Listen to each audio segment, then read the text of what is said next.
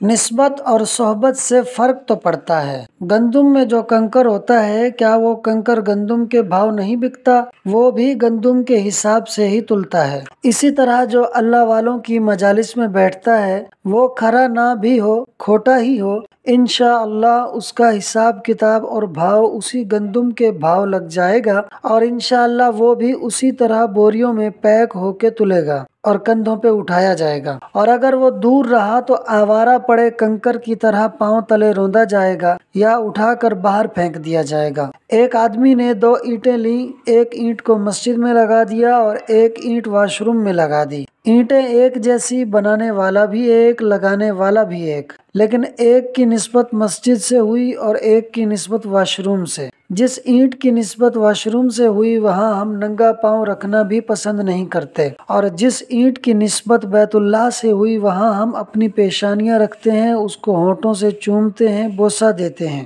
دونوں کے رتبے میں فرق کیوں ہوا؟ قیمت ایک تھی، چیز بھی ایک تھی، ایک ہی طریقے سے دونوں اینٹیں ایک انسان نے لگائیں، فرق صرف یہ تھا کہ دونوں کی نسبت الگ تھی۔ اللہ سبحانہ و تعالی نے نسبت کے حوالے سے قرآن پاک میں یوں تربیت فرمائی ہے: یا ایھا الذین آمنوا اتقوا اللہ وکونوا مع الصادقین، اے ایمان والو اللہ سے ڈرو اور سچوں کے ساتھ ہو جاؤ، یعنی ان لوگوں کے ساتھ ہو جاؤ جو ایمان میں سچے اور مخلص ہیں۔ اللہ سے دعا ہے کہ وہ ہمیں دونوں جہاں میں سچے لوگوں کے ساتھ رکھے، آمین۔ دوستو، ویڈیو کو اینڈ تک دیکھنے کا شکریہ۔ ویڈیو کو لائک اور شیئر کر دیں اور چینل کو ضرور سبسکرائب کر دیں۔ چینل کا نام ہے فاسٹ سنو 4296۔